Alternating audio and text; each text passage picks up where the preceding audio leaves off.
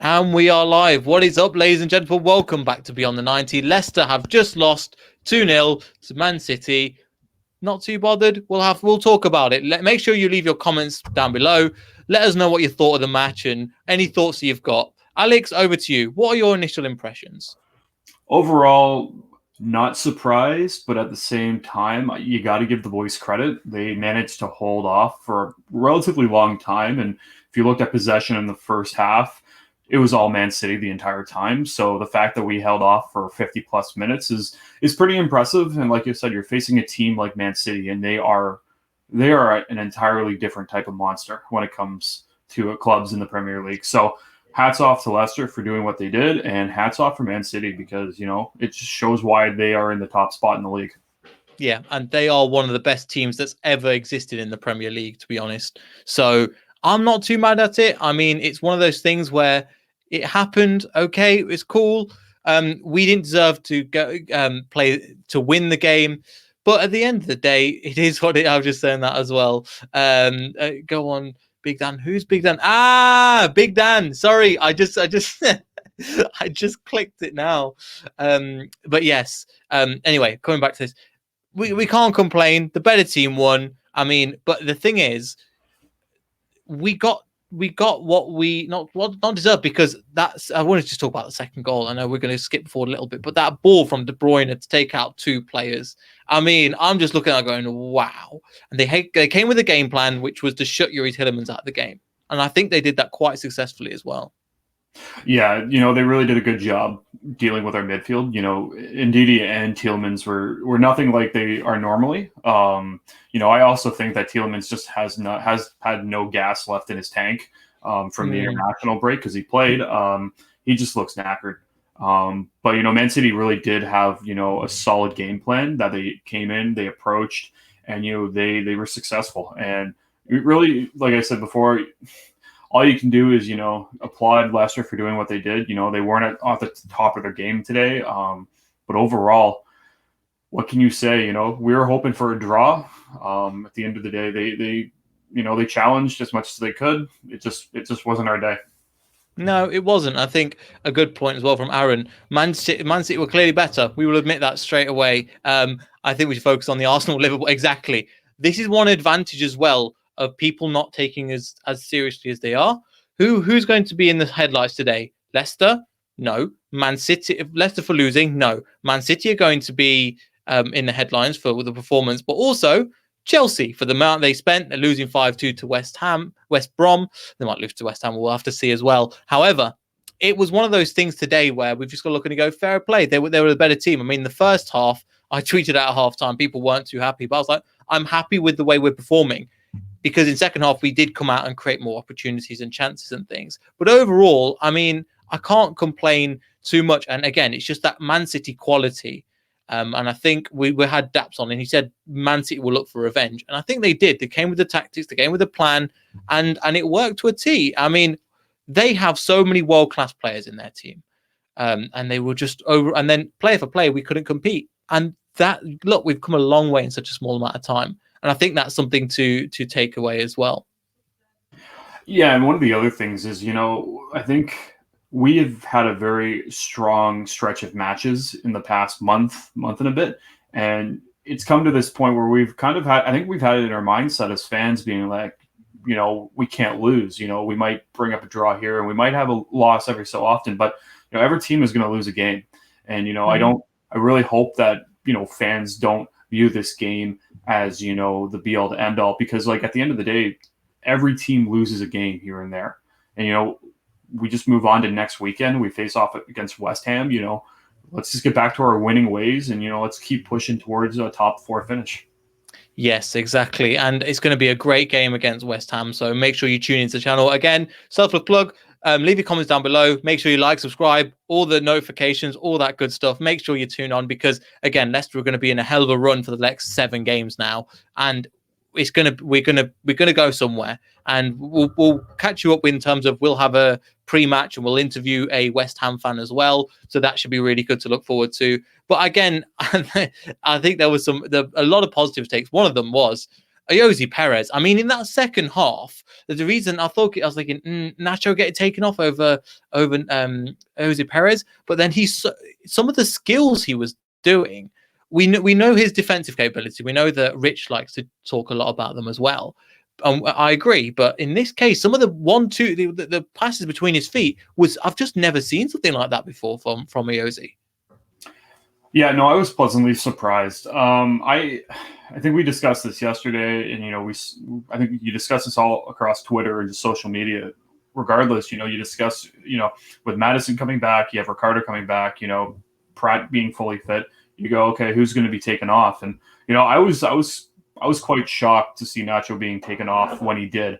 Part of me thought that Perez was going to be the one that was going to be taken off. But as you said, he did have some really good touches today, and just his playmaking was fantastic.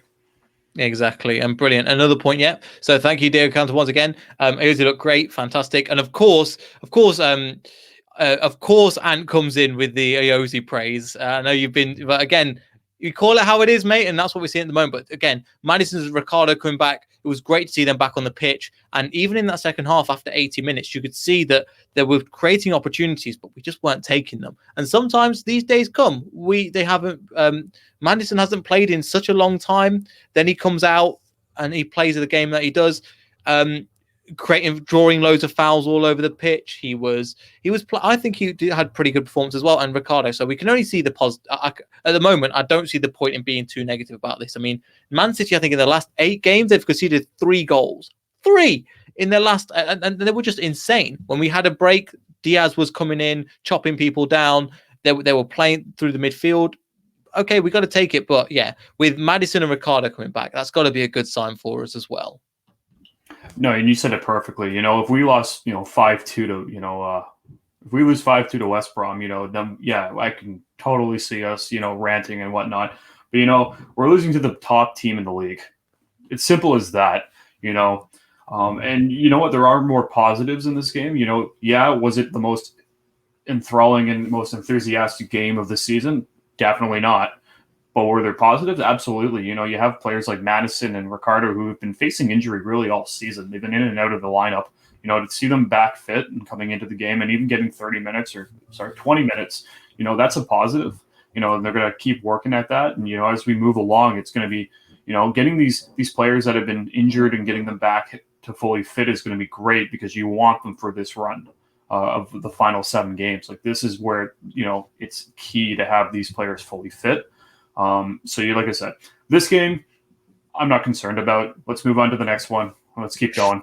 I'm sorry. I was listening to you and I just saw this. He was so unlucky, in my opinion, he was lucky to still be on the pitch. I mean, it's something that you don't expect from Daniel Amati to lose his head, and he had 2 or 3 attempts at having to go at him. And after that, Kevin De Bruyne did not look happy. But yeah, I think that would have completely changed the mood, in my opinion. If he had got a red card, he's missing a match, then Soyuncu's out with allegedly, I don't know if this is confirmed by the club or not yet, that he's got positive coronavirus case, so he's out for 2 weeks for that. Well, it might be slightly shorter, I think, with footballers. But however, in this case, it is what it is with this one. And if we had a red card, I think we're looking at this match very differently. It was unnecessary to do that. Yeah, well, first off, I honestly thought a hockey game was going to break out. De Bruyne looked like really, really rattled. So I'm like, oh, we're going to see a fight? Like, I'm like, oh man, like, as the Canadian sitting here in Canada being like, oh man, we're going to see a fight. I'm like, oh, are we watching hockey? But it's a popcorn. Like seriously, right? But honestly, you know what? Like, yeah, it was quite surprising to see, Amarty do that. But tensions run high and emotions are, especially in these types of games, Man City, really want to showcase the fact that they are, the top of the league and they wanted revenge. And, this entire game just kind of seemed to be chippy, like from start to finish. There was tackles and fouls. It seemed to go left, right, and center. And, when it gets to the end of the game, I feel like, those are when the tensions run at the most high. But yeah, I couldn't believe how fired up De Bruyne was. He was rattled. But it would have been very interesting if they left him on. So it was a smart decision from Pep to take him off. He was completely red, and he was quite funny at the same time. But again, it's good that it's good that again nothing came of it. That he's through to the next round. And actually, before that, I actually had him as in the first half, especially a really good player. Daniel Amate didn't probably expect to play the game. Hasn't been called up for Ghana, but I can imagine with the performances that we're doing, hopefully he'll be called up for Ghana as well. And he came in and played really resolutely, all three at the back, pretty much. And it took an absolutely beautiful ball in from Kevin De Bruyne and to get past them. However, defensively, I think we were pretty good today. I think that's something that other players were completely steamrolled. And I've been on a podcast just yesterday, and they were talking about how we're going to get completely taken over by we're going to get, I forgot the word they used, like tranced by Man City. We didn't. We played. It was good. We weren't good enough. It was like we were, 6, 7. They were at 8, 9 up. And when that's the case, you just got to take it. But yeah, defensively, I think we were pretty solid today. And then, yeah, sorry. No, yeah, and I agree with you on that. One of the things I think that we did we were calm, cool, and collected. That's the one way I kind of viewed it.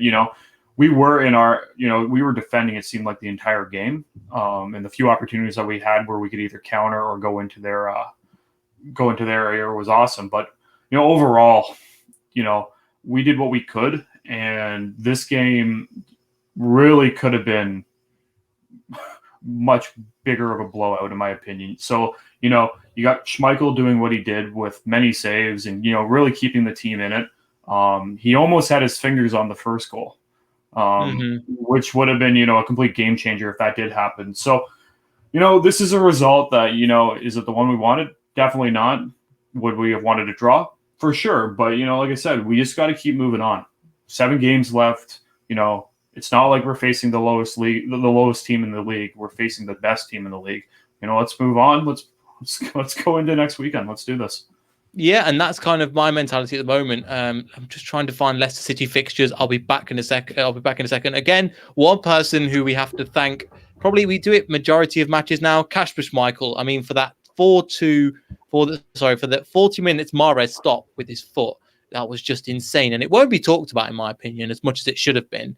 But again, that was a fantastic stop to keep it at 0-0 before half time, and I think that was part of Brendan Rodgers' game plan. Come into half time, okay, frustrate Man City, they'll have to push more. We can then hit them on the counter and score, and that nearly happened, but it didn't happen, and that's okay. But I think in Brendan Rodgers to play this way, and I think it's going really well. But again, yeah, back to the thing, Schmeichel, brilliant save, and again, couldn't really have stopped them 2 goals going in.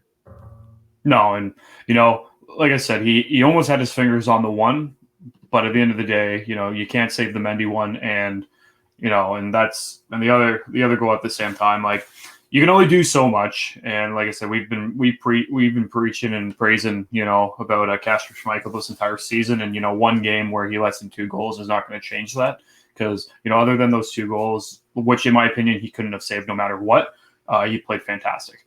Exactly. So moving forward, like I said, he's one of the best keepers in the league. Exactly. And yeah, another point, at least we have fans and don't need £1 million to spend on a good defense, which is true to a certain extent. I mean, if you look at they've spent 100 million maybe on defenders, 60 million on Diaz, who looks really good, but he should be at 60 million. And then I think another 40 on Ake, so 100 million just in centre backs this year. We can't do that. We So again, it is what it is. I wouldn't get too much into it. However, I think another player that needs shouting at as well. We've talked about a player that's obviously in Amate, but also Marco Bruyne today. I think again, put in a steady shift, did fantastically. I think he deserves a lot of praise. Yeah, I do too. I definitely could see. Everyone gives him a rough go, and he does the job what is needed to do. And, he plays offense and he plays defense. He can do both. And he really is that all-around player that can play on the wing, which is just someone that you always love to have. And, yeah, I can't really say anything other than what you've said. He played a good game, in my opinion. Yeah, again, it's one of those things where we can't highlight too much of another, but there's not really too much to talk about in this match. I think one of them I want to mention as well is Timothy Castagna. At times, we've seen him play a lot deeper, and Ricardo's bombing on that right-hand side. Today, we saw him. We've got the versatility to go, right, we're going to take turns. And he was trying it. When you're playing against a player like Kyle Walker, he'll run you off the pitch. I think he's the quickest fullback in the Premier League. He's insanely quick. But he had a go, and he defensively was pretty solid as well. Yeah. I liked what he did. I think he did a good job. But like you said, he's coming up against Kyle Walker, and that's just Kyle Walker's going to win that challenge 9 out of 10 times. So, you can only do so much. And like I said, even about Castagna, he's been battling injuries this season as well. So, he's still trying to get. So he's also still trying to figure things out, and and that's one of the big things as well. And I think it's kind of like the way I kind of viewed this game as it was a test game in a sense. You're starting to get players back to full fitness. With Matters and Ricardo, and even in my opinion, Castagna is not 100% fully fit. You're just coming off of internationals. So Yuri is just exhausted. This game is kind of just to get them back in it and, just to see what they can do. And like I said, this is one of the games that I saw in the schedule, and I was like, if we're going to lose a game, this would be the game to lose. If we do anything other than a loss, then it's bonus. So exactly. So we'll take it, and I think that's the way I'm looking at it as well. I don't think people in the comments are too disappointed. Anyway, we'll kind of move on from this result. Again, look at the likes of Chelsea. There will be more that mentioned as well. And again, as we said in the post match, it is a free hit, and I want to just put that in the comment section down below as well. But yes, I think it is a. I think that's the case. Anyway, let's go on to the next 4 games we've got, because this is going to really help us in the run. So I've just off the screen a little bit, but West Ham away. Then we've got the FA Cup. On the 18th of April against Southampton. But then after that, West Brom, Crystal Palace, Southampton, and then Newcastle United. So pretty much 1 game a week from here on out. With last international break is now over, Alex, and at the end of the day, couldn't be happier in the position we're in. And that's the way I want to go in terms of this. This is pretty much how it is, and that's pretty cool in my opinion. Yeah, you know what? The internationals are over. Let's full steam ahead. Let's go. Like we were discussing. With West Ham next weekend. We focus in on that game. Let's come out of that game with 3 points. Let's keep pushing ourselves up higher in the top 4 position and maintain that that Champions League spot. Then we have that Southampton semifinal, which I know every single one of us is just absolutely amped for, which, is going to be one heck of a game. Mm-hmm. And then, we come back, to the Premier League to play more games. And, with the schedule that we have, I really think we can really catch up on points and really solidify that top 4 and, and clinch it. And I think if we play the best, if we play our way over the next few weeks, we could be looking at hands down, not even having to worry about, Champions League football. I really do think over the next month and a couple weeks, I think we won't have any issue talking about Champions League. I think we'll be saying, okay, we're going to the Champions League next season. What are we going to do? Exactly. We're going to the Champions League, and also, as Glenn put, we might be on to the final. It's kind of that might be a thing as well in terms of 1 game a week. Take it as it comes. I mean, this is pretty good in my opinion. Is there anything else you want to touch on? Because to be fair, there wasn't. It was the better team won. It's okay, but going forward, we've got a lot of opportunities to grow. We just now have to get the squad together, get the training back, because some of these players, I didn't hear this until listening to Rob Tanner podcast with Matt Elliott, and he was saying some of the players came back on Friday. And they're expected to play today. Like, that's a lot. That is a lot to try and take in. Anyway, but again, internationals are over. It's finished. We've done. It's going to be a short one because I don't think. Oh, obviously, Alex, if there's anything else you want to touch on, any player in particular today? So I got 2 things. Number 1, focusing on Kalichi Iheanacho's, or I can't even pronounce his last name, Nacho's, signing his contract till 2024. Yes. Very, very exciting. I think a lot of us are quite happy with that, especially with how he was playing in March. So I'm very excited. Even this match. Or even this match in the first No, half, he was very good. No, I was very happy, and a lot of people, even I saw on Twitter, were like, "Oh, I think we just kind of saw a hiccup in Nacho's performance." And that's one thing, and Sorry, Alex, you're gonna get memed for this now. Yeah. But overall, like Nacho, what he did, I think what he did this game was quite good. Like I said, we didn't have a lot of chances, and he did what he could to capitalize. The second thing I want to talk about is do not miss tomorrow Leicester City women's game for the final. Yes. Not for the final. Sorry, we can win. If one win tomorrow, we will win the league. So do not miss out. It is available on the FA Player. So that's something to definitely watch. And then don't forget to check in and watch the live reaction from Beyond the 90 afterwards. Definitely. And again, this is a massive, massive, massive game for Leicester City going up to the Premier League in the women's WSL. Fantastic. And we've got this. I'm hoping so. Make sure to tune into Hannah's game. Again, if you want to, if you're thinking, what we're going to do with my Sunday now, go make sure you spend your Easter. This is going to be a massive game for us. And also, if you haven't noticed, we have an hour-long special with the captain of Leicester City women's. I mean, you can't get bigger than this. Leicester. So make sure you go check them out after this video. Insane interview with James and Hannah. Absolutely smashed it out of the park for this one. 2 interviews in a week. Owen Palmer-Ratkin and Ashley Plumtree. I mean, come subscribe to the channel. Be along for the journey, and we'll see everybody in the next video. So make sure to like, subscribe. We'll see everybody later. Goodbye.